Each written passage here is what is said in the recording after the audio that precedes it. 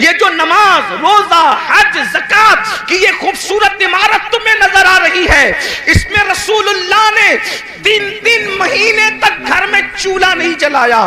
3 महीना किसको कहते हैं? अल्लाह अकबर। अगर वाकई इश्क रसूल सीनों में जिंदा है तो थोड़ी देर के लिए तसव्वुर करो, हम तो 3 टाइम पेट भर के खाते हैं और मौज मस्ती करते हैं, जराइम करते हैं, गुनाह करते हैं। सोचो, जिसने अल्लाह के दीन की शमा को जब जलाने के लिए घर के चूल्हे बुझा दिए, उस रसूल के दिल पे क्या गुजरती होगी जब हुजूर का कोई उम्मती गुनाह करता होगा। आज मुसलमान कितनी सादगी से कहता है, मौलाना हम लुट रहे हैं, हम पिट रहे हैं, हम तबाह हो रहे हैं, हम बर्बाद हो रहे हैं। मैं एक वजह बयान करूं, जो कौम कब्र अनवर में अपना नबी का दिल दुखाए, वो कौम लुटेगी नहीं तो कौन लुटेगा, वो कौम पिटेगी नहीं तो कौन पिटेगा, वो कौम तबाह ना होगी तो कौन तबाह होगा, वो कौम बर्बाद ना होगी तो कौन बर्बाद होगा। लोग कहते हैं काश हजरत सुलेमान अलैहिस्सलाम की दुनिया में हुकूमत होती तो आज क्या दिन होते। मैं आपसे कहूं, अगर फिरौन की हुकूमत ना भी होती और हजरत सुलेमान की हुकूमत आज होती तो आपको बताऊं, आपके साथ वही कुछ किया जाता जिसके आप मुस्तहिक है। क्यों? अल्लाह को यह कब गवारा है कि उसके महबूब का दिल एक दिन में हजारों बार तुम छलनी करो और अल्लाह तुम पर रहमतों की बरसात बरसाए, रहमतों की बरखा बरसाए। मुसलमानों याद रखना, दुनिया में जो होता है अल्लाह की मर्जी के बगैर नहीं होता। आज हमारे घरों से धुआं न उठता अगर हम हुजूर का दिल न दुखाते। माँ का जो दिल दुखाए, मरते वक्त उसकी जबान पे कलमा नहीं आता। माँ का जो दिल दुखाए वो दुनिया में जलील होता है। जब माँ का दिल दुखाने वाले का अंजाम ये है तो रसूलुल्लाह का दिल जो कब्र अनवर में दुखाते हैं, अपने आप में डूब कर सोचो एक दिन में कितनी मर्तबा मेरे नबी का दिल दुखाते हो। जो रसूल जानवर का भी दिल दुखाने से मना करे, जो नबी पिस्सू और मक्खी पर जुल्म करने से मना करे, जो रसूल मुर्गी और कुत्ते और बिल्ली पे जुल्म करने से मना करे, तुम अपने नबी का दिल छलनी कर रहे हो अल्लाह। और फिर उस पर तुम ये तमन्ना करते हो कि ये होगा वो होगा। मुसलमानों, सैयदना फारूक आजम रिवायत करते हैं, जिसको फकीह अबुल्लाह समरकंदी ने लिखा कि तुम छोटे से छोटा भी गुनाह करते हो तो उससे हुजूर का दिल दुखता है। अल्लाह, उससे हुजूर का अल्लाह। सोचो, अल्लाह कब्र में नबी का इतना ख्याल फरमाए कि 70,000 फरिश्ते सुबह को भेजे कि शाम तक तुम दुरूद पढ़ो महबूब पर, और 70,000 शाम को भेजे कि तुम सुबह तक दुरूद पढ़ो मेरे नबी पर। अल्लाह खुद भी दुरूद भेजे, फरिश्तों को भी दुरूद भिजवाए कि तुम भी दुरूद भेजो। और एक बार जो फरिश्ता आ जाए दोबारा फिर वो आ नहीं सकता। और हम क्या भेज रहे हैं? ज़िना के तीर, अल्लाह, दाढ़ी मुड़ाकर तीर, अल्लाह, गाने सुनकर तीर, औरतों पे जुल्म करके तीर, गुनाहों को करके तीर। सोचो, जो कौम, ऐसी भी कौम दुनिया में कोई गुजरी है जो अपने नबी का दिल छलनी करे, नबी के दिल पे नश्तर लगाए? सोचो, वो दिल, जिस दिल का ख्याल कुदरत को इतना है कि सिर्फ नजरें उठ जाए हसरत से तो अल्लाह किबला बदल दे और बता दे कि मैं बेनियाज होकर तेरी खुशी के लिए किबला बदल सकता हूं, तो वो बेनियाज होकर किबला बदल दे और हम मजबूर और गुलाम होकर अपनी जिंदगी नहीं बदल सकते, जिंदगी में तब्दीली नहीं ला सकते। हजारों की महफिलें जमा हो रही है तकरीर सुनने के लिए, जिंदगी बदलने कितने आ रहे हैं, जिंदगी तब्दील करने कितने आ रहे हैं। बस इतना ही अर्ज करना चाहता हूं, यही तो हमारा रोना है कि हम सबके दिल का ख्याल करते हैं। दुकान बंद करके शादी में क्यों जा रहे हो पता है? यार दोस्त के बेटे की शादी है, मेरा यार नाराज ना हो जाए। समधी के घर दुकान बंद करके मैयत में इसलिए जा रहे हो, यार मेरे समधी के बाप की मैयत है, कहीं वो नाराज ना हो जाए। समधी की खुशी के लिए दुकान बंद हो सकती है, दोस्त की खुशी के लिए दुकान बंद हो सकती है, रसूलुल्लाह की खुशी के लिए क्या नमाज के वक्त तो दुकान बंद नहीं हो सकती? बताओ तो सही मुसलमानों, सबकी खुशी का ख्याल कर रहे हो, नबी की खुशी का ख्याल कब करोगे? सबके ही बुलावे पर जा रहे हो, नबी के बुलावे पर कब आओगे? ये मौजिन जो 5000 रुपये को तुमने रखा है, ये उसकी आवाज नहीं है, आवाज उसकी है, मगर वो नबी का नुमाइंदा बनकर तुम्हें बुला रहा है। हय्या अलस सलाह, आओ नमाज के लिए। उस आवाज को मामूली मत समझना, इसलिए कि वो रसूलुल्लाह का मुकर्रर करदा नुमाइंदा है जो 5 वक्त बुला रहा है। वरना अजान का मकसद तो सिर्फ इतना ही है, हय्या अलस सलाह, बस हय्या अलस सलाह के अलावा अजान का मकसद क्या है? मगर अजान शुरू कहां से होती है? अल्लाहु अकबर, अल्लाहु अकबर, यानी नमाज के लिए बुलाने वाला शुरू कर रहा है।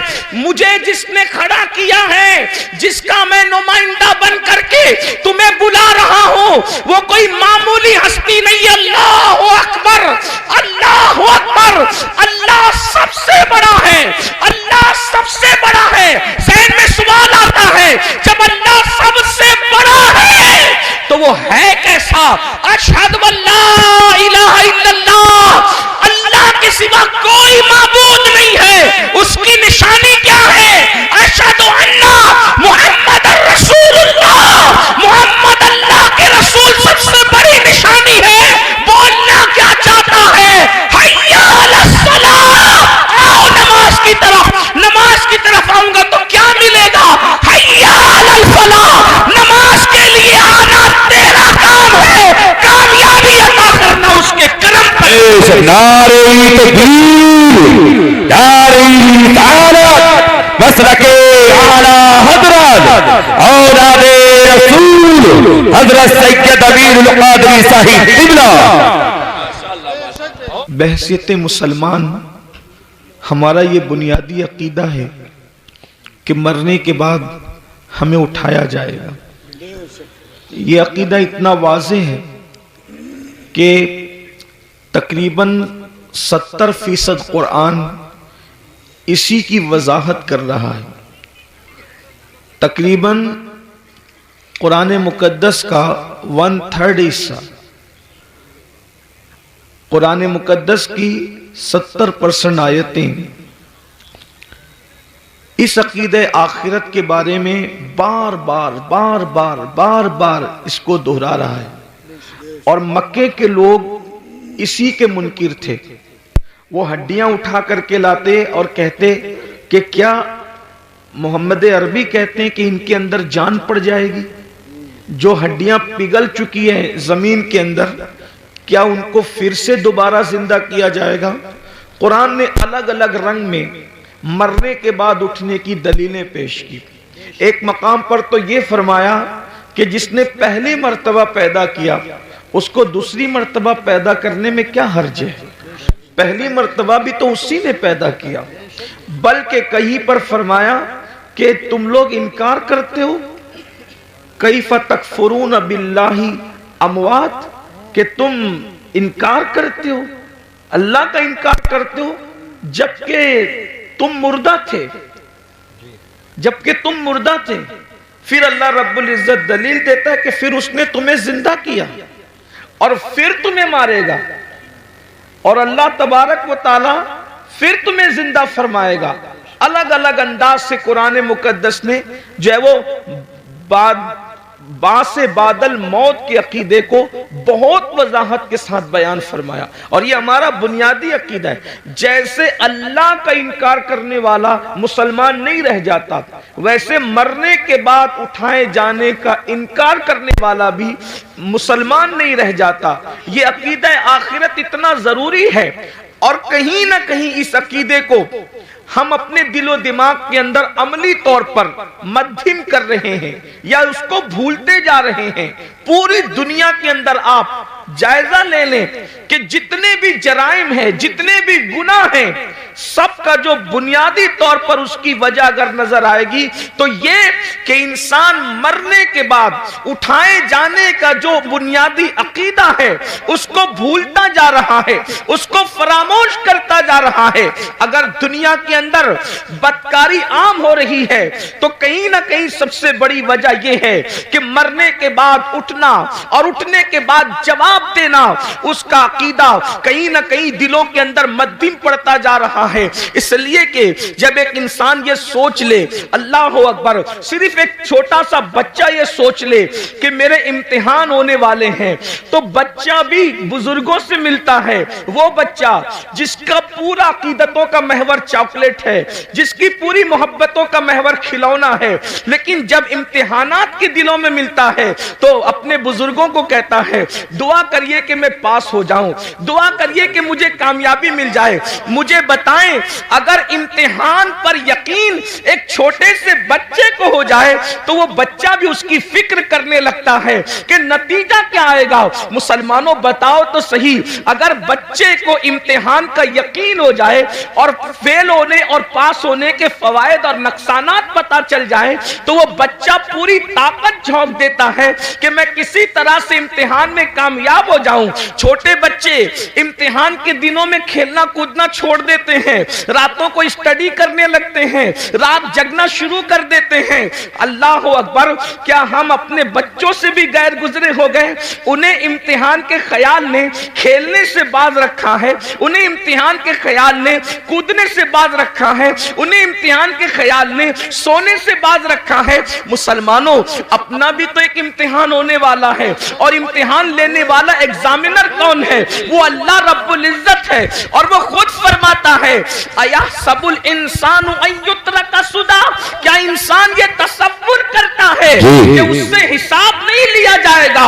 नहीं नहीं, बल्कि इंसान तुझसे हिसाब लिया जाएगा। अल्लाह अकबर, अंदाजा फरमाए, और हिसाब कौन लेगा?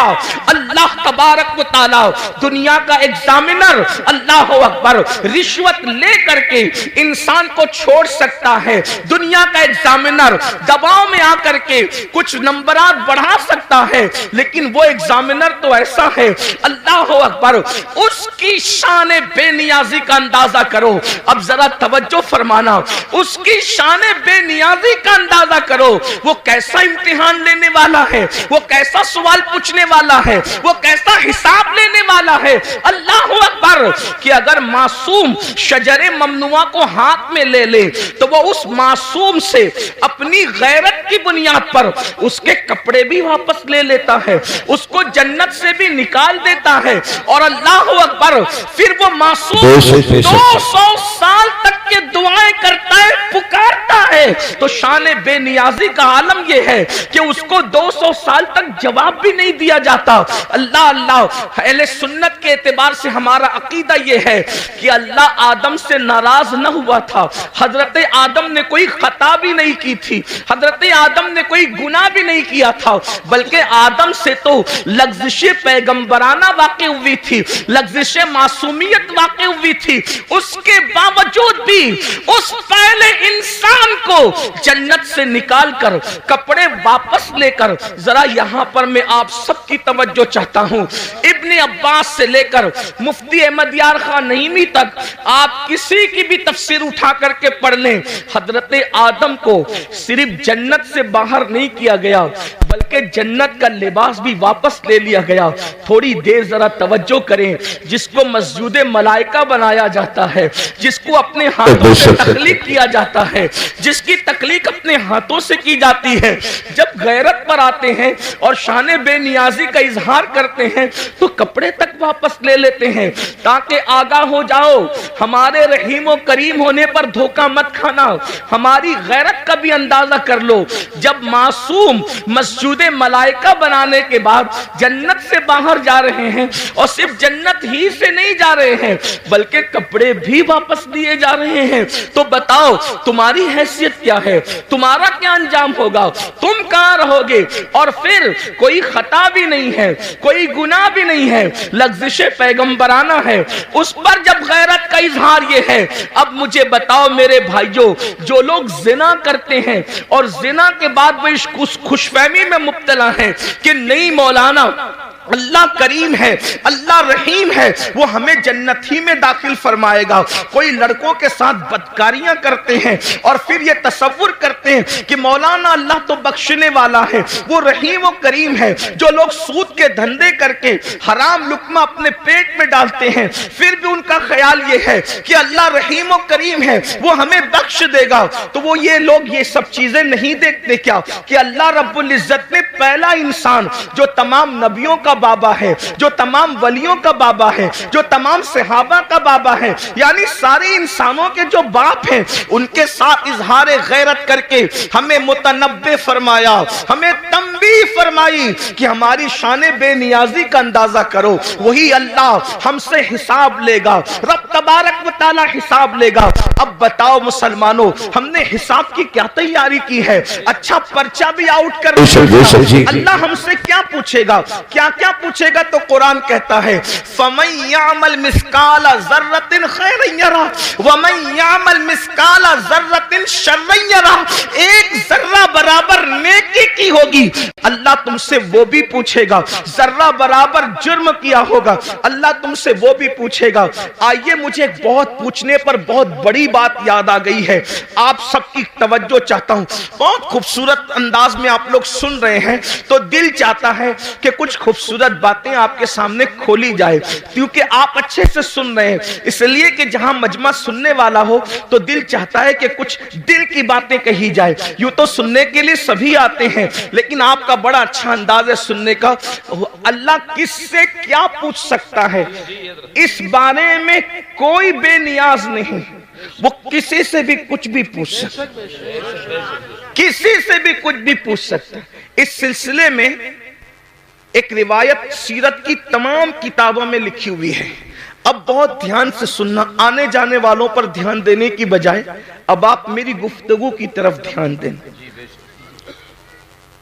सीरत की किताबों में सब ने यह वाकया लिखा है। इब्ने इसहाक को भी ले लें और उनके बाद सारे सीरत निगार कमोबेश अल्फाज की कमी ज्यादती के हवाले से, लेकिन वाकया यही है जिसका मफहूम पेश किया जा रहा है। लेकिन मैं जहां से पेश कर रहा हूं आपके सामने, वो इब्ने मुंजरी के हवाले से मैं पेश कर रहा हूं बतौर मफहूम। अब गौर करें, इस रिवायत के रावी है सैयदना सिद्दीक अकबर रदी अल्लाह तआला, अफजलुल बशर बादल अंबिया बितहकीक सैयदना सिद्दीक अकबर रदी अल्लाह तआला। यूं तो सिद्दीक अकबर की से रिवायतें बहुत कम मरवी है, लेकिन सिद्दीक अकबर से जो रिवायतें हैं उन रिवायतों का भी कोई जवाब नहीं। सैयदना सिद्दीक अकबर रदी अल्लाह तआला, एक बात अंदाजा करने, सिद्दीक वो हस्ती है कि जिनके बारे में मौला अली ने बयान किया कि अल्लाह के रसूल ने फरमाया कि अगर सारी जमीन वालों का ईमान एक पल्ले में रखा जाए और तन्हा अबू बकर का ईमान एक पल्ले में रखा जाए, तो सबके ईमान पर अबू बकर का ईमान वजनी हो जाएगा। ये वो हस्ती है जिन्हें सिद्दीक सुभान अल्लाह। और इन ईमान वालों में अबू हुरैरा का भी ईमान है, बिलाल हबशी का भी ईमान है, खालिद इब्ने वलीद का भी ईमान है, गौसे आजम गरीब नवाज का भी ईमान है। अंदाजा फरमाएं, जिसके ईमान की शान ये हो, उसके दिल और सीने की हालत का क्या आलम होगा। वो सिद्दीक अकबर जो सहाबा के इमाम हैं, अफजलुल बशर बादल अंबिया बितहकीक सिद्दीक अकबर रदी अल्लाह तआला अन्हु, जिनके बारे में हुजूर मुहद्दिस आजम के चौचवी रहमतुल्लाह अलैह कहते हैं, मर्तबा हजरत सिद्दीक का ये है सैयद, हर फजीलत के वो जामे हैं नबुव्वत के सिवा। अल्लाह अकबर। आइए वही सिद्दीक अकबर रिवायत कर रहे हैं। अल्लाह अकबर। अल्फाज मेरे हैं, मफहूम बयान कर रहा हूं अपने अल्फाज के जामे में। इब्तिदाई दिन है, मदीने मुनव्वरा में असहाबे रसूल अभी नए नए जो है वो मदीने तैयबा आए हैं। अल्लाह अकबर। हुजरों की तामीर अभी नई नई हुई है, मस्जिद नबवी की तामीर नई नई हुई है। हालात ये हैं कि सैयदना अबू हुरैरा जैसे लोग, अल्लाह अकबर, कभी लुंगी होती है बदन पर, ऊपर का कुर्ता नहीं होता। इन हालात में जिंदगियां गुजार रहे हैं। बिलाल हबशी का हाल ये है कि भूख से जब मजबूर हो जाते हैं तो जमीन पर चित लेट जाते हैं ताकि अपने पेट को आराम पहुंचाएं। अल्लाह अकबर। और खुद रहमते दो आलम सल्लल्लाहु अलैहि वसल्लम जिनके नाम से आपने कॉन्फ्रेंस रखी है, उनके घर का हाल ये है कि 3-3 महीने गुजर जाते हैं तो चूल्हा नहीं जलता। अल्लाह के रसूल अलैहिस्सलाम के घर में 3 महीने, कोई मुबालगा नहीं, ये अल्लाह के रसूल की सबसे प्यारी ज़ौजा उम्मुल मोमिनीन सैयदा आयशा सिद्दीक़ा फरमा रही है। अल्लाह अकबर। आप फरमाती हैं 3-3 महीने हो जाते, चूल्हा नहीं जलता अल्लाह के रसूल के घर में। तो सहाबा ने पूछा, जब हुजूर के घर में चूल्हा नहीं जलता था तो तुम लोग किन चीजों पर इक्तिफा करते थे, क्या खाते थे, कैसे जिंदगी गुजारते थे? तो उस वक्त अम्मा आयशा पाक फरमाती हैं, उस वक्त हम लोग 2 काली चीजों पर अपना वक्त गुजार लेते थे। आपने फरमाया, जिसको हदीस में रिवायत किया गया, कालत अस्वदैन, हम 2 काली चीजों पर गुजारा कर लेते थे। नंबर 1 खजूर, नंबर 2 पानी। इसी हदीस से इस्तेदलाल करते हुए इमाम अहले सुन्नत ने पानी का रंग जब पूछा गया तो आपने फरमाया कि पानी का रंग काला है, इसलिए कि लोग अब तक पानी को बेरंग समझते हैं। लेकिन मुफ्तिये 4 मिल्लत उम्मुल मोमिनीन सैयदा आयशा सिद्दीका ने पानी का रंग खुद मुतय्यन फरमा दिया कि पानी का रंग काला होता है। इसकी एक अलग तहकीक, अलग तफसील है, मेरा उन्वान वो नहीं। लेकिन उम्मुल मोमिनीन क्या फरमा रही है, हम 2 काली चीजों पर इक्तिफा कर लिया करते थे, खजूर और पानी। अल्लाह अकबर। अब आइए, अल्लाह अल्लाह, हुजूर के घर का ये हाल है। इससे मैं अपने जवानों से ये भी कहना चाहता हूं, ये जो यूपी की जमीन पर 5 वक्त देहात देहात में अजान गूंज रही है, बिहार, बंगाल, शाम, यमन, ये जो जमीनों पर देहातों में भी आवाज अजान की गूंज रही है, इसमें हुजूर अलैहिस्सलाम की मेहनतें कितनी हैं। इतनी मेहनतें कि जिसने अपने घर में 3-3 महीने तक चूल्हा नहीं जलाया और इस्लाम की शमा को जलाने के लिए इतनी मेहनत फरमाई, जरा गौर तो करें। अल्लाह अकबर। जब मुसलमान होकर हम अल्लाह के दीन को पीठ के पीछे डालते होंगे तो उस वक्त रसूलुल्लाह के दिल पर क्या गुजरती होगी, अल्लाह के रसूल अलैहिस्सलाम को कितनी अज़ियत पहुंचती होगी, कितनी तकलीफ पहुंचती होगी, इसका एहसास करो। क्योंकि पूरा ये जो मजमा है, ये सब अपने आप को आशिक़ रसूल कहलाने वाला मजमा है। फलाह अरबी लुगत में इतना जामे लफ्ज है कि हर कामयाबी को ये समेट लेता है। जिसमें हर कामयाबी आ जाए उसी को फलाह कहते हैं। फलाह से बढ़ जामे कामयाबी के लिए कोई लफ्ज नहीं है। और अज़ान में मुकर्रर है, हय्या अलल फलाह।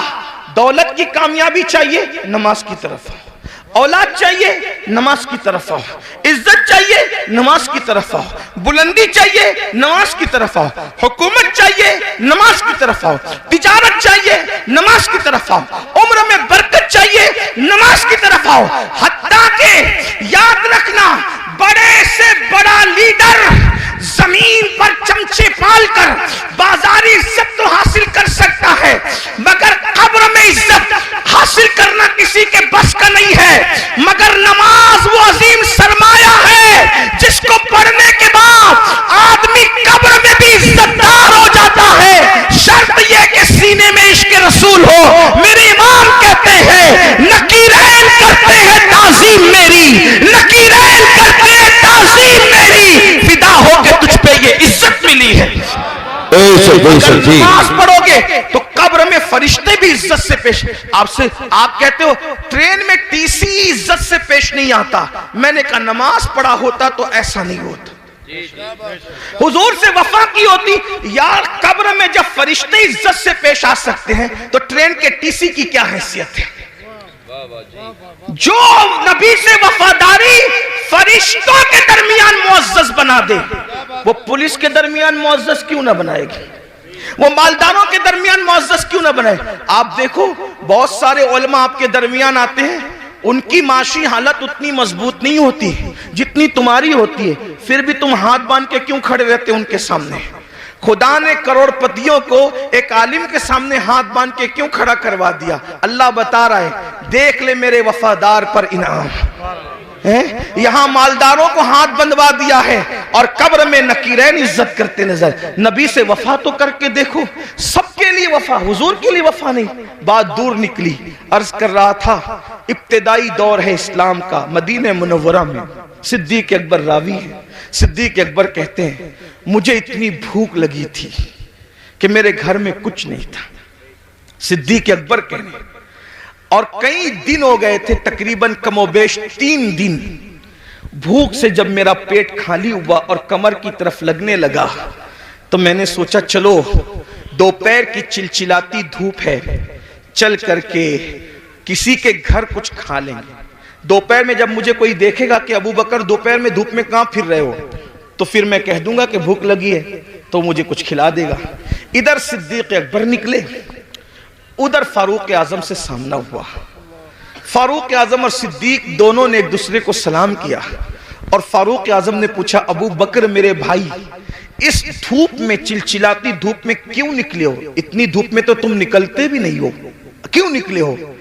सिद्दीक अकबर ने कहा, उमर मुझे भूख लगी है, 3 दिन का भूखा हूं, घर में कुछ नहीं है, इसलिए वो भूख मुझे घर से बाहर लाई है।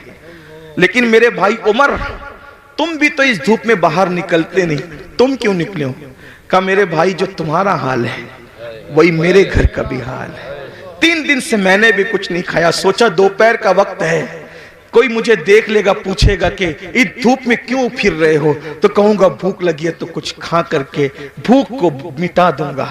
अभी दोनों में ये गुफ्तगू हो रही थी कि आमिना के लाल काशान अक़दस से मुकम्मल शान शौकत के साथ बाहर निकले, जिनकी शान मेरे इमाम यूं कहते हैं, आसमां खान, जमी खान, जमाना मेहमान, साहिबे खाना लक़ब किसका है, तेरा तेरा कौन देता है, देने को मुंह चाहिए, देने वाला है सच्चा हमारा नबी। बेशक सरकार को आते देखा, आका ने दोनों को सलाम किया। दोनों ने अर्ज़ की, हमारे माँ बाप आप पे कुर्बान आका, इस चिलचिलाती धूप में आप बाहर नहीं तशरीफ लाते, आप इस धूप में कहां जा रहे हैं, हमें काम बता दे क्या है। आका ने फरमाया, अबू बकर उमर, पहले ये बताओ तुम दोनों यहां क्या कर रहे हो? आका अलैहिस्सलाम ने कुछ कहने के बजाय फरमाया, तुम दोनों क्या कर रहे हो? दोनों ने नजर झुका के कहा, कासिम नेमत से या रसूल अल्लाह, 3 दिन से भूखे हैं, घर में कुछ मिला नहीं, बाहर आ गए, भूख बाहर लाई है कि हम कुछ खा ले किसी के यहाँ जाके। लेकिन आका आप क्यों बाहर आए? सरकार ने फरमाया, तुम्हारे घर में 3 दिन से चूल्हा नहीं जला, लेकिन इस वक्त मेरे घर में महीना भर हो गया, महीने भर से मेरे घर में चूल्हा नहीं जला है। मुझे भी भूख की शिद्दत ने बेताब किया, मैंने सोचा किसी के घर जाकर उसको नवाजा जाए और उसके घर जाके कुछ खाया जाए। सहाबा रोने लगे। यहाँ आगे बढ़ने से पहले एक जुमला कहता हूँ, सहाबा पर कुछ कमेंट करने से पहले ये कुर्बानियां भी सोच लिया करो कि क्या कुर्बानियां थी। आज दूसरों के देखा देखी अगर सुन्नी कहलाने वाले भी असहाब की तौहीन करें तो कितनी दुख की बात है। जो लोग मस्जिद का चंदा भी नोट देख कर देते हो हफ्ते में 1 दिन और इमाम को अपना गुलाम समझते हो, वो लोग कमेंट करेंगे उन सहाबा पर जिन्होंने इस तरह की कुर्बानियां दी, भूखे रहकर अल्लाह के दीन की खिदमत की। कभी सोचा, कभी गौर किया? हमसे तो 10 की नोट भी निकलती है तो देख के निकलती है, बल्कि बाज जालिम तो ऐसे हैं जहां नोट कहीं नहीं चलती, वो मस्जिदों में और मदरसों में चंदा देकर लोग चलाते हैं। ये हालात है, हंसने की बात नहीं है, ये बहुत दुख की बात है। और वो लोग किन पे कमेंट कर रहे हैं? जिन्होंने पूरी दौलतें दाव पे लगा, पूरी दौलत कुर्बान कर दी। हत्ता के सिद्दीक बावफा तो वो है जिसने तबूक के मौके पे कुर्ता भी चंदे में दे दिया और टाट पहन लिया, और जब पूछा गया कि कुर्ता क्यों दे दिया चंदे में, कहने लगे हम जंग पे जा रहे हैं और मैं जानता हूं मुसलमानों के पास शहीद को कफन देने के लिए कपड़ा भी नहीं है, अगर कोई मेरा भाई शहीद हो जाएगा तो अबू बकर का कुर्ता कफन के लिए काम आ जाएगा। ये उनके जज्बात थे मुसलमानों। हक जिंदा है तो हक की आवाज भी जिंदा रहेगी। और यही अहले सुन्नत का तुर्रा इम्तियाज है। हम जहां अहले बैत के बेदाम गुलाम हैं, वहीं पर हम सहाबा के भी बेदाम गुलाम हैं। और कुदरत ने हमें दो हाथ इसलिए अता किए हैं कि एक हाथ में असहाब का दामन है और एक हाथ में अहलुल बैत का दामन है। इसीलिए हमारा बेड़ा पार है। हमारे इमाम कहते हैं अहले सुन्नत का है बेड़ा पार, असहाबे हुजूर नज्म है और नाव है इतरत रसूलुल्लाह की। बेशक बेशक बेशक, सुभान अल्लाह सुभान अल्लाह। फारूक को आका ने फरमाया महीने भर से मेरे घर में चूल्हा नहीं जला। और जब निकले वहां से दोनों यार को लेकर एक सहाबी के बाग में पहुंचे। उसी बाग में उनका घर था। वो गए थे, बाग में खजूरें तोड़ रहे थे। उनकी बीवी को इत्तला मिली कि हुजूर आए हैं अपने दोनों यारों के साथ। जल्दी से शौहर को बुलाया। वो हुजूर की इत्तला सुनकर कुछ ताखीर से आए, यानी किस्म किस्म की खजूरें लेकर, ताकि हुजूर की मेज़बानी करें। हुजूर के आगे खजूरें रख दी और आका से अर्ज किया आका थोड़ी देर इंतज़ार करें, मैं भी खाना बनाता हूँ। जल्दी से बकरी ज़बह की और बकरी ज़बह करने के बाद जो है वो बोटियाँ रोटियाँ जौ की सामने रखा। अल्लाह के रसूल ने रोटियाँ और बोटियाँ देखी तो देखने के बाद खाना देखते रह गए। कासिम नेमत खाने को कुछ देर तक देखते रह गए। सहाबा ने अर्ज़ किया आका जो है वो शुरू फरमाए, खाने का आगाज फरमाए। तो आका ने उस सहाबी जिसके घर में हुजूर बैठे थे कहा अगर इजाजत दो, हुजूर दुनिया को पैगाम दे रहे हैं, फरमाया अगर इजाजत दो तो इस खाने से कुछ निकालना चाहता हूँ। रोटी उठाई जौ की, उस पे कुछ बोटियां रखी और बोटियां रखकर आंख में आंसू आ गए। फरमाया कि जितने दिन से मैं भूखा हूं उतने ही दिन से मेरी बेटी फातिमतुज़ ज़हरा भी भूखी है। जितने दिन से मेरे घर में चूल्हा नहीं जला है उतने ही दिन से मेरी बेटी फातिमा के घर चूल्हा नहीं जला है। जब ये ताज़ा खाना मेरे सामने आया तो मुझे मेरी बेटी फातिमतुज़ ज़हरा की भूख याद आ गई। एक काम करो, पहले उसे ले जाकर दे दो, मेरी बेटी खा ले, उसके बाद मैं खाऊंगा। और वो खाना जब सैयदा के घर पहुंचा उसके बाद हुजूर ने खाना खाया। इतना पूरा वाकया इतना लंबा चौड़ा बयान करने के लिए एक ही वजह थी कि एक जुमला बयान करना था। हुजूर ने वो खाना खाया और खाने के बाद फिर हुजूर की आंख में आंसू आ गए। हुजूर रो पड़े। सहाबा ने पूछा या रसूल अल्लाह, जब भूखे थे तो नहीं रोए आप, और आप अब खाना खा के क्यों रो रहे? भाई रोना तो आदमी को भूखे पेट आएगा ना कि मेरे पास खाना नहीं है। खा के रोने का मतलब क्या? अब आका ने जो फरमाया, यही एक जुमला पढ़ने के लिए इतना बड़ा वाकया मैंने पेश किया। गौर से सुनना। आका इरशाद फरमाते हैं अल्लाह ने कितना लजीज खाना हमें खिलाया ना, बकरी का गोश्त और जौ की रोटी। सैयदुत ताम है, ये खानों का सरदार है। कितना लजीज खाना अल्लाह ने हमें खिलाया। अब मैं इस पे रो रहा हूं। अगर क़यामत के दिन अल्लाह मुझसे इस खाने के बारे में सवाल करेगा तो मैं अल्लाह को क्या जवाब दूं? कौन कह रहा है? एक महीने तक जिसके घर में चूल्हा नहीं जला, जो वजह तखलीक कायनात है, जो नबियों का सरदार है, जिसके लिए नेमतें पैदा की गई, जिसके लिए दुनिया बनाई गई, जिसके लिए किबला बदल दिया गया, जिसके इशारे अब्रू पे चांद टुकड़े कर दिया गया, जिसके इशारे से सूरज पलटा दिया गया, उस रसूल को उम्मत को तालीम देते हुए ये एहसास है कि मैंने एक दिन, आज एक महीना चूल्हा बंद रखने के बाद आज बकरी का गोश्त और रोटी खाया है। अगर अल्लाह मुझे इसके बारे में पूछेगा मैं क्या जवाब दूं? हालांकि हुजूर अलैहिस्सलाम से कोई सवाल नहीं होना, वो तो शाफ़ई यौमुन नुशूर है। उन्हीं के इशारों पर लोग बख्शे जाएंगे। मेरे इमाम कहते हैं एक मैं क्या, मेरे इसिया की हकीकत कितनी, मुझसे 100 लाख तो काफी है। इशारा तेरा से पत्ता सा उड़ा जाता है, पन्ना हल्का सही भारी है भरोसा तेरा। बेशक जिंदाबाद जिंदाबाद। रसूल अलैहिस्सलाम को ये एहसास तालीम उम्मत के लिए बेचैन कर रहा है। अल्लाह मुझसे पूछेगा तो मैं क्या जवाब दूंगा? बताओ मेरे भाइयों, एक दिन में 2-2 मर्तबा कपड़े बदलते हो, 3-3 मर्तबा पेट भर के खा, मैं मना नहीं कर रहा हूं, खाने के लिए मना नहीं कर रहा हूं, कपड़े पहनने के लिए भी मना नहीं कर रहा हूं, लेकिन इतना जरूर कहना चाहता हूं, जिस खाने के रंग में डूबकर रज़्ज़ाक़ को भूल गए हो, जिन कपड़ों के गुरूर में अल्लाह को भूल गए हो, वो हमसे पूछेगा और वो हमसे सवाल करेगा। कभी सोचा एक हफ्ते का हिसाब अगर अपना पीर ले ले तो हम हफ्ते भर का हिसाब पीर को नहीं दे सकते। जब अल्लाह पूरी जिंदगी का हिसाब हमसे लेगा तो अल्लाह को क्या जवाब देंगे? जो कुछ कर रहे हो फरिश्ते लिख रहे हैं, जो कुछ बोल रहे हो फरिश्ते लिख रहे हैं, और ये सारा नामे अमाल जमा हो रहा है, और ये सारा नामे अमाल क़यामत के दिन हमारे हाथ में दिया जाएगा और अल्लाह फरमाएगा इक़रा किताबक, पढ़ अपना नाम अमाल। जो लोग रातों को जिना की फिल्में देखते हैं, थोड़ी देर के लिए वो तसव्वुर करें कि अल्लाह का सामना होगा जैसा कि उसकी शान है। ये पढ़ सकोगे कि मैंने फलां तारीख को फलां रात 3 घंटे तक जिना की फिल्म देखी थी खुदा के सामने? वो तो आमने सामने से पाक है, लेकिन सिर्फ उसकी जैसी शान है, खुदा का सामना है। ये पढ़ सकोगे कि मैंने लड़कों के साथ बदफेलियां की थी? सोचो, तवज्जो करो।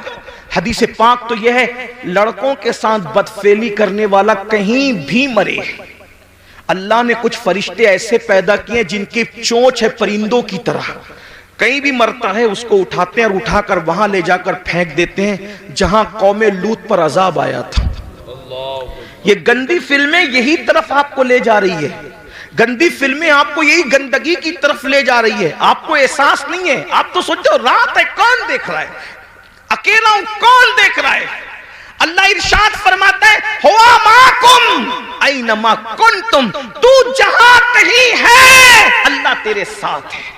और कितना साथ है तो कहता है नहनु अक़रबु इलैहि मिन हब्लिल वरीद, अल्लाह तेरी शेरक से ज्यादा करीब है। और एक मकाम पे फरमाता है इन्नल्लाह काना अलैकुम रकीबा, अल्लाह तुम पर कड़ी निगरानी फरमा रहा है। मुसलमानों जरा सोचो, हलाल ग़िज़ा सैयदुल आलमीन वजह तकलीक़ कायनात खा ले तो रोए, इसके बारे में मैं अल्लाह को जवाब क्या दूंगा? हम तो गुनाह कर रहे हैं और हमें एहसास ही नहीं। अल्लाह को हिसाब भी देना है, अल्लाह को जवाब भी देना है। इमाम अहले सुन्नत आला हजरत जैसी शख्सियत कहती है करीम अपने करम का सदका लई में बेकद्र को न शर्मा, तू और रजा से हिसाब लेना, रजा भी कोई हिसाब में है। अंदाजा तो फरमाए मुसलमानों, हम अपने आप को धोखा दे रहे हैं, हम अपने आप को तबाह कर रहे हैं, हम अपने आप को बर्बाद कर रहे हैं। आइए गुफ्तगू को समेटते हुए, दस्तारबंदी भी होनी है, मैं जल्द अपनी गुफ्तगू को समेटूंगा। कौन कौन लोग हैं, कौन कौन लोग हैं, कौन लोग हैं जो हिसाब को याद करके रोते रहे, हिसाब को याद करके रोते? सैयदुत ताइफा जुनैद बगदादी फरमाते हैं कि जो मकाम जिब्रील अलैहिस्सलाम को फरिश्तों में हासिल है, वो मकाम वलियों में हजरत बायजीद बुस्तामी को हासिल है। सुल्तानुल आरिफीन बायजीद अल बुस्तामी, आपको पेशाब होता था खून का पेशाब होता था हजरत बायजीद बुस्तामी को। मुरीदीन को पता चल गया कि बायजीद को खून का पेशाब हो रहा है। हमदर्दी की हजरत, आप जल्दी से किसी अच्छे हकीम से इलाज करवा लें क्योंकि आपको खून का पेशाब हो रहा है। फरमाया मेरा इलाज किसी हकीम के पास नहीं है। कहा क्यों? कहा कि ये जो खून का पेशाब होता है वो बीमारी से नहीं होता, बचपने में मुझसे एक गलती और गुनाह हो गया था। जब मुझे याद आता है कि अल्लाह उस गलती के बारे में मुझसे पूछेगा तो मैं अल्लाह को जवाब क्या दूंगा बचपने की उस गलती का। तो उस जवाब देने के तसव्वुर से मेरा जिगर अल्लाह के खौफ से पिघलने लगता है और पिघल पिघल कर पेशाब के रास्ते से बहता है। तो तुमको लगता है कि खून का पेशाब हो रहा है, खून का पेशाब नहीं हो रहा है, यौमे हिसाब के खौफ से मेरा जिगर पिघल पिघल करके बह रहा है। आपसे पूछना चाहता हूं मेरे भाइयों, आखिर इतने जराइम करके इतने बेखौफ क्यों हो? आखिरत भूल गए। आखिरत का तसव्वुर भूल गए। हजरत सैयदना मारूफ अल करकी वो बुजुर्ग हैं कि गौसे पाक फरमाते हैं सबसे ज्यादा अगर मुझे किसी मजार से फैज मिला है तो वो सैयदना मारूफ करकी का मजार है। गौसे पाक जिसके मजार पे जाकर चिल्ला करे वो मारूफ करकी कैसे बुजुर्ग होंगे। गौस पाक कहते हैं अगर कोई हाजत पेश आए तो मारूफ करकी के वसीले से जो दुआ की जाती है अल्लाह ताला उस दुआ को कबूल फरमाता है। ये मारूफ करकी हैं। फरमाते हैं 40 साल हो गए मैंने आसमान की तरफ कभी नजर नहीं उठाई। 40 साल से। लोगों ने पूछा क्यों, तो फरमाया एक गुनाह हो गया था। जब वो गुनाह याद आता है तो सोचता हूं कि अल्लाह को जवाब क्या दूंगा, उसी शर्म से मैं 40 साल से आसमान की तरफ नहीं देख रहा हूं। अब मारूफ करके जिसके वसीले से गौस पाक दुआ करते हैं उनका गुनाह क्या था वो भी सुन ले ताकि आप गलत फहमी का शिकार न रहे। फरमाते लोगों ने पूछा हजरत वो गुनाह क्या हो गया था आपसे। कोई तो गुनाह, भाई हम आज गुनाह की बात करें तो लोग अपने पे कयास करते हैं ना कि मैंने जो जो किया उसमें से कुछ हुआ होगा, तो जरा वो गुनाह भी सुन ले कि वो गुनाह क्या था। फरमाते मैं कपड़े का व्यापारी हूं, कपड़े बेचता हूं। मार्केट में मेरी दुकान थी। एक दिन मार्केट में आग लग गई। रात को आग लगी, सुबह को मैं पहुंचा तो मेरे पड़ोसियों का सबका माल जल गया था। मेरी दुकान सही सलामत थी। खुशी में मैंने कहा अल्हम्दुलिल्लाह। बस इसी गुनाह पर मैं परेशान हूं। अपनी दुकान बचने पर मैंने खुशी में अल्लाह का शुक्र अदा किया। इसी गुनाह पर मैं 40 साल से आसमान की तरफ कहा हजरत ये भी कोई गुनाह है। फरमाया क्या तुझे नहीं पता मोमिन जो अपने लिए पसंद करता है वही अपने मोमिन भाई के लिए पसंद करता है। तो दूसरे की दुकान जलने का मुझे दुख क्यों नहीं हुआ। सुभान अल्लाह। दूसरे की दुकान जलने का मुझे दुख क्यों नहीं हुआ, अपनी दुकान बचने की खुशी क्यों हो गई।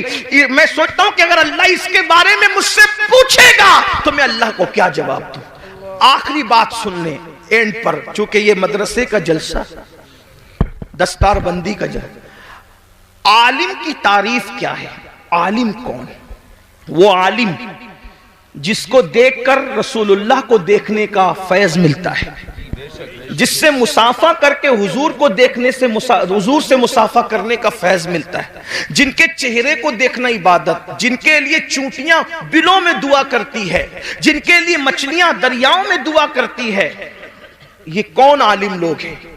किसी बड़े से बड़े मदरसे से पढ़ लें, आलिम नहीं बनता। कब तक? कुरान कहता है इन्नमा यख्शल्लाह मिन इबादिहिल उलमा। अल्लाह के बंदों में अल्लाह से डरने वाले उलमा हैं। यानी जब तक उसके दिल में अल्लाह का सच्चा खौफ और खशियत पैदा नहीं होगा, वो पढ़ा लिखा तो हो सकता है मगर वो आलिम नहीं होगा। आलिम होने के लिए दिल में अल्लाह का खौफ होना जरूरी, और जो जितना बड़ा आलिम होगा वो उतना ज्यादा अल्लाह से डरने वाला होगा, उसके दिल में उतना अल्लाह का खौफ होगा। अब आइए वो जो मेरे नौनिहाल आज दस्तारबंदी पाएंगे उनको भी एक पैगाम और आपको भी।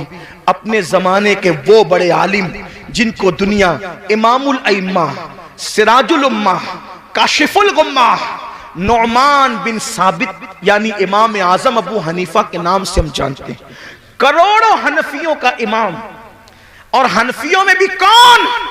अब्दुल्ला इब्ने मुबारक का इमाम। अब्दुल्ला इब्ने मुबारक कौन? इमाम बुखारी के दादा उस्ताद। इमाम बुखारी के दादा उस्ताद का जो इमाम है उसे इमाम आजम कहते हैं। कौन इमाम आजम? दाता अली हुजवेरी का इमाम। कौन इमाम आजम? गरीब नवाज का इमाम। गरीब नवाज जिसके मुकल्लिद है वो इमाम आजम। महबूब इलाही जिसके मुकल्लिद है वो इमाम आजम। साबिर कलियर जिसके मुकल्लिद है वो इमाम आजम। ये शान है मेरे इमाम आजम की। इमाम आजम के बारे में आया कि जब वो कुरान पूरा करते थे तो निदा आती थी हमने कबूल किया, तुझे बख्श दिया, तेरे मानने वालों को भी बख्श दिया। ये इमाम आजम अबू हनीफा। एक मर्तबा आपने नमाज पढ़ाई, इमाम आजम ने नमाज पढ़ाई और नमाज में आपने सूरह जिलजाल की तिलावत की। इज़ा ज़ुलज़िलतिल अर्दु ज़िलज़ालहा व अख़रजतिल अर्दु अफ़क़ालहा व क़ालल इंसानु मा लहा यौमइज़िन तुहद्दिसु अख़बारहा बिअन्न रब्बका अवहा लहा। ये सूरह मुबारका पढ़ी और क़यामत का और यौम हिसाब का मंजर याद आ गया तो इमाम आज़म अबू हनीफा की आंखों में आंसू आ गए। और जब इस पर पहुंचे, फमन यअमल मिस्काल ज़र्रतिन खैरन यरह वमन यअमल मिस्काल ज़र्रतिन शर्रन यरह, एक जर्रे के बराबर नेकी की होगी अल्लाह तुझे वो भी दिखा देगा, जर्रे बराबर बुराई की होगी अल्लाह वो भी दिखा दे। रो पड़े और जब सलाम फेरा नमाज पूरी की तो दाढ़ी पकड़ कर कहते, अल्लाह नोमान के बुढ़ापे पे रहम कर दे। तू नोमान से क्या पूछेगा और नोमान तुझे क्या जवाब दे। लीजिए हमारी महफिल के खुसूसी खतीब, हमारे कायद, हमारे अमीर, नारे तकबीर, नारे रिसालत, मसलकी आला हजरत उलमाए अहले सुन्नत हजरत अल्लामा मुफ्ती शाकिर रज़ा नूरी, हजरत अल्लामा मुफ्ती शाकिर रज़ा नूरी, नारे तकबीर, नारे रिसालत, उलमाए अहले सुन्नत। माशाअल्लाह।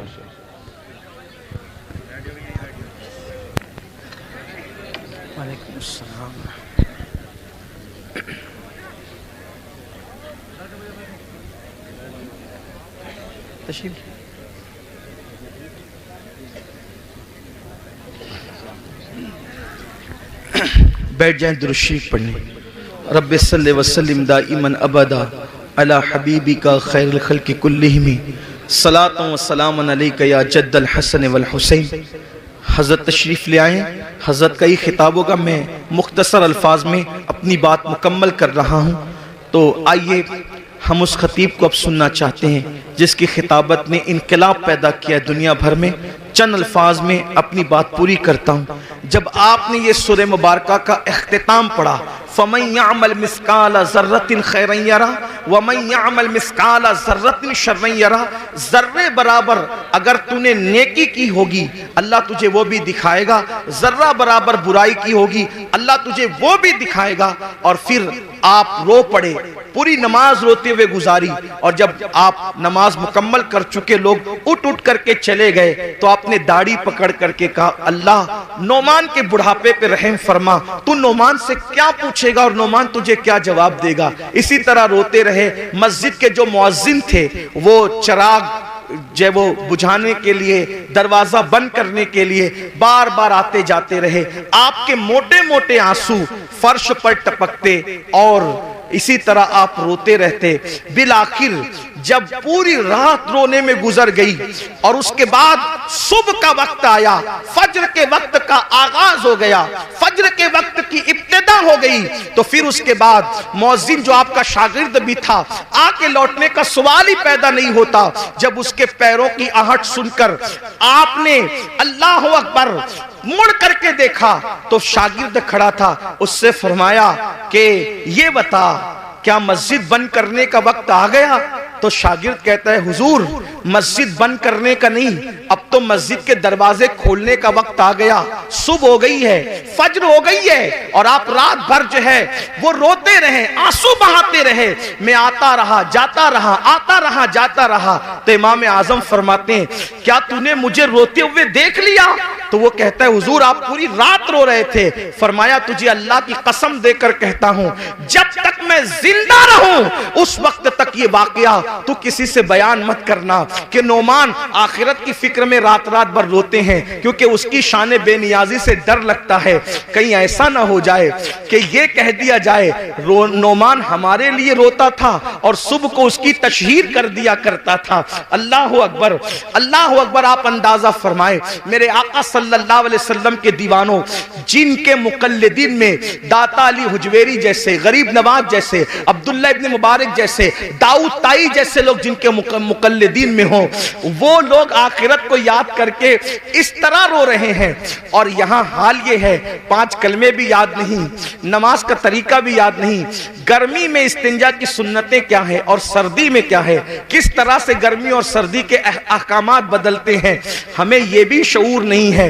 वुजू किस तरह एहतियात से करना चाहिए, हमें वो भी नहीं पता। मैं तो अक्सर अपने भाइयों को कहता हूं, एक अच्छा आलिम जिसकी नजर फिक़्ह फिक़ही मसाइल पर हो, अगर हम उससे अपना वुजू चेक करवा लें तो वो हमें नाकाम कर दें। जब आलिम के सामने हम अपना वुजू साबित नहीं कर सकते तो आलिमुल गैब के सामने हम आखिर कौन सा अमल साबित कर सकेंगे और हमारी हैसियत क्या होगी? अंदाजा तो फरमाएं मेरे आका अलैहिस्सलाम के दीवानों, हालात ये हैं और हमारी कैफियत ये है कि हम जन्नत में न जाएंगे तो कौन जाएगा? हुजूर ताजुश शरिया अलैहि रहमान ने शायद हमारे लिए इसीलिए ये शेर कहा था कि मैं गुनाहगार हूं और बड़े मर्तबे की ख्वाहिश, मैं गुनाहगार हूं और बड़े मर्तबे की ख्वाहिश, मेरी तौबा ए खुदाया मेरे नफ्स की बदी है।